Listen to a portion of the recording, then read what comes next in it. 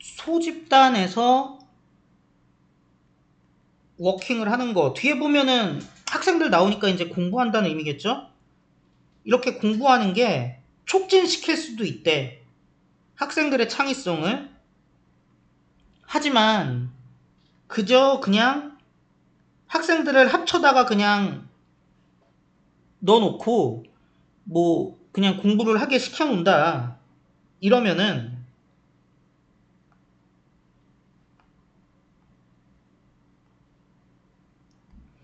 이런 거는 뭘 의미하지 않아요? 창의성이 자동적으로 번성할 거다라는 걸 의미하는 건 아니래.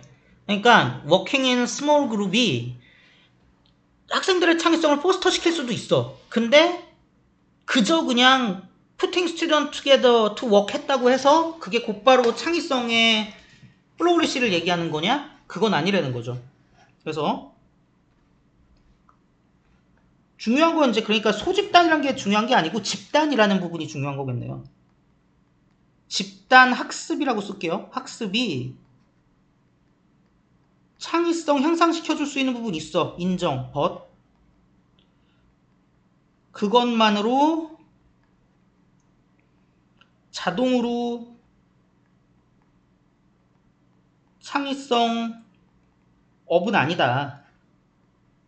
이렇게 보시면 되고 뭐 나머지는 괜찮고요. 여기서는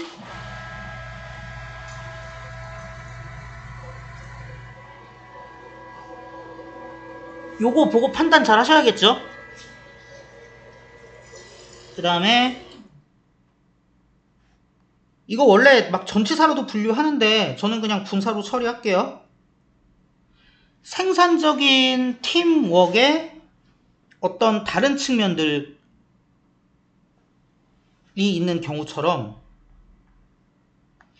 이런 과정도 뭘 요구하냐? 학습을 요구한대. 그러니까 그냥 되는 게 아니고 성공적인 팀워크 학습을 위해서는 미리 알아놔야 될 것이 있다는 얘기죠. 그래서 이 과정은 성공하려면 학습이 필요하다.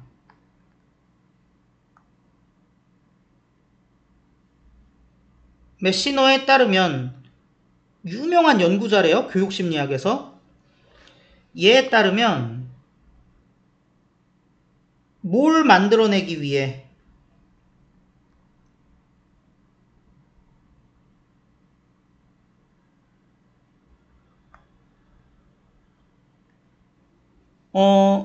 수학 교육에서의 그런 창의적 사고를 더 강하게 하기 위하여 여기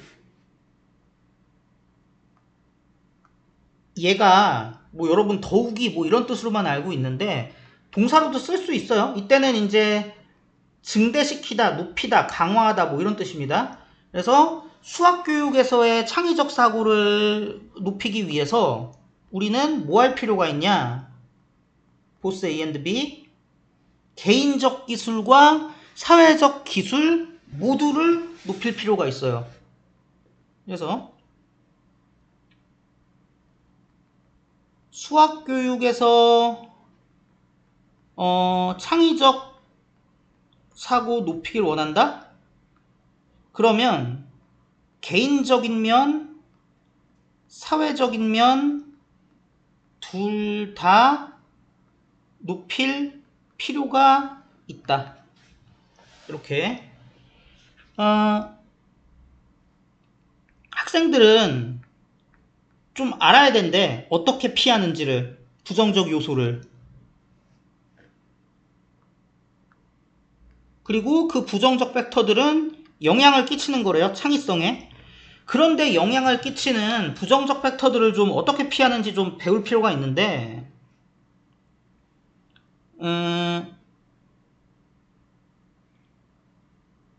인지적인 방해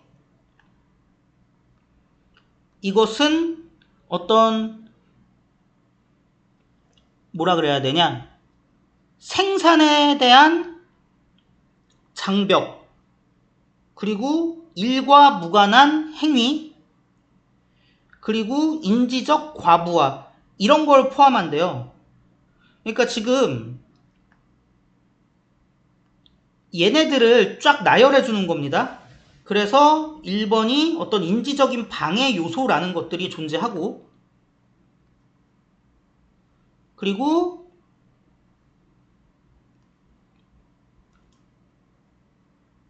사회적인 방해가 또 존재한대요. 그래서 그것은 뭘 포함하냐? 사회적인 불안과 무임승차, 그리고 생산성에 대한 어떤 환상, 이런 거를 포함하는 사회적 방해도 존재한대. 그러면 2번이 얘잖아요. 근데 앞에서 뭐라 그랬어요? 개인적이고 사회적인 어빌리티를 다 우리가 발전시켜야 된다며. 그러니까 이 발전을 하기 위해서 우리가 극복해야 될 그 장벽도, 그 네거티브한 팩터도 일종의 개인적인 차원과 사회적인 차원으로 지금 나눠서 본 거예요. 그래서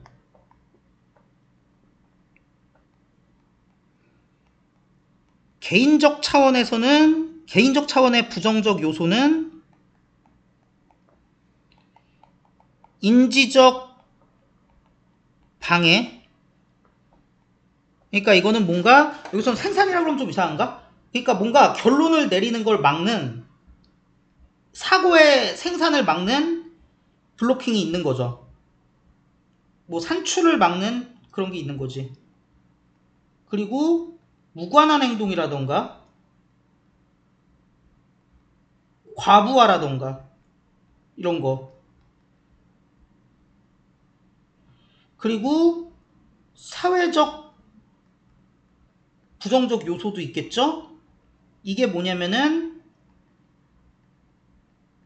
사회적인 어떤 방해, 압력인데, 제약인데,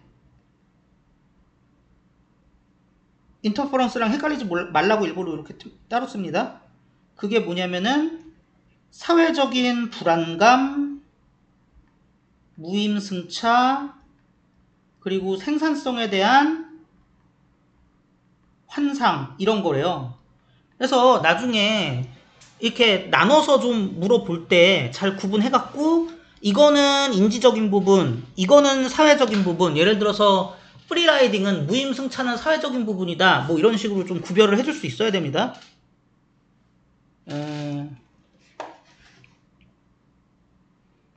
그래서 이런 거를 좀 피해야 되고요.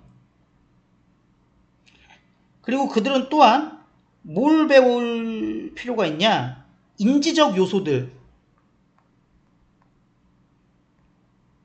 강화할 수 있는 아이디어를 아이디어를 산출하는 데 있어서 그 집단이 가지고 있는 가능성을 강화해줄 인지적 요소들도 알아야 돼. 그래서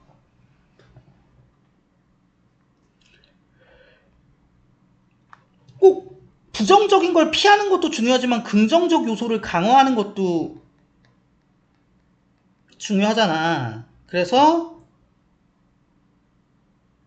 이런 걸 해줄 수 있는 인지적 요소가 있어야 되는데, 이걸 강화시켜야 되는데, 예를 들어서 사회적 자극 같은 거.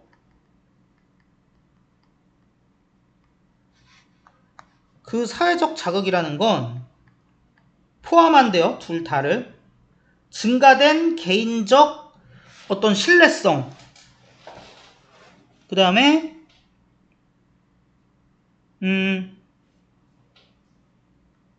공유된 기준의 발달, 팀 퍼포먼스를 위해서 공유된 기준의 발달, 이런 것들을 다 포함해야 된대. 그래갖고 증가된 개인의 책임성이라는 거는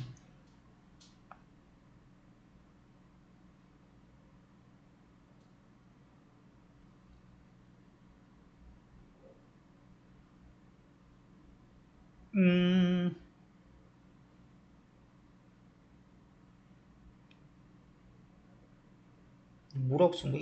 인지적 요소를 배워야 되는데 그게 예시가 사회적 자극이다. 그래서 그것은 뭐를 포함하냐? 개인의 어카운터빌리티, 책임, 그리고 공유된 기준, 이런 것들이 포함된대요. 그리고 인지적 자극. 이번에 인지적 자극은 또 뭘 포함해요?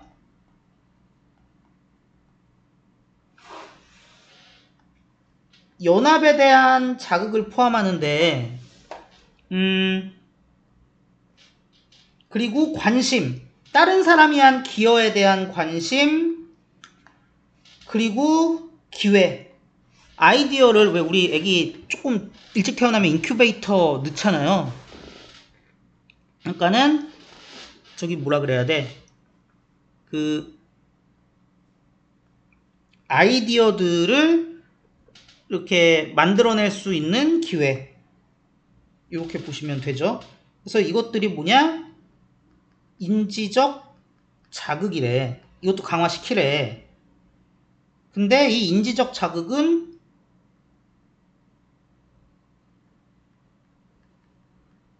연합에 대한 연상 자극이라고 해야 되겠구나. 아니 뭐 어쨌든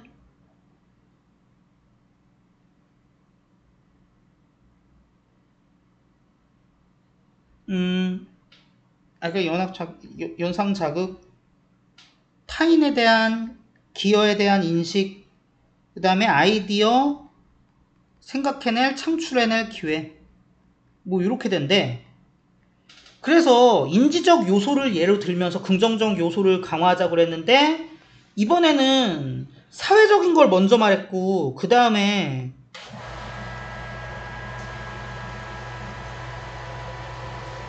개인적 차원을 먼저 말했거든요.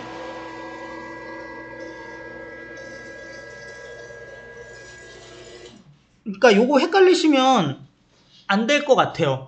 어디가 개인적 부분인지 어디가 사회적 부분인지. 그래서 일단은 그 내용 정리를 좀 해보면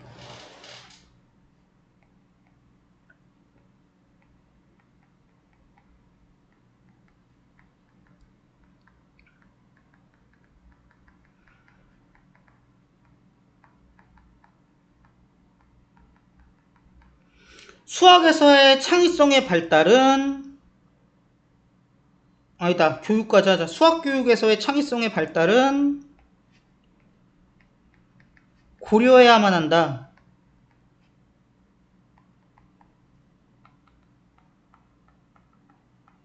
개인적이고 사회적이라고 할 거, 아니 몰라. 사회 집단적인 요소를 모두 고려해야 된다. 이렇게 보시면 되고, 그 다음에 색깔 좀 나눠갖고 사회적인 부분이랑 집단적인 부분이랑 좀 나눠볼게요.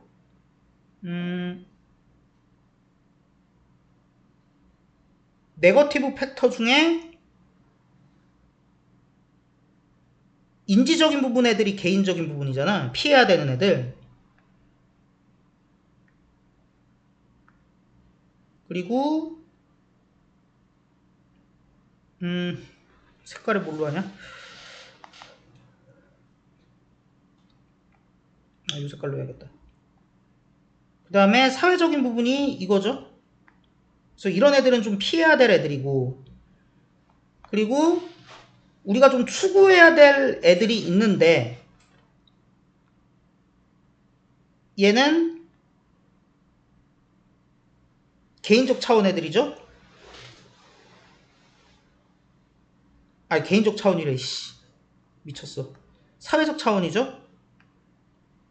그래서 증가된 개별적 책임이나, 그러니까 이게 인디비주얼이나 이런 단어 들어간 게 중요한 게 아니에요. 헷갈리면은 차라리 제가 쓴 거 보시고 이걸로 구분하세요.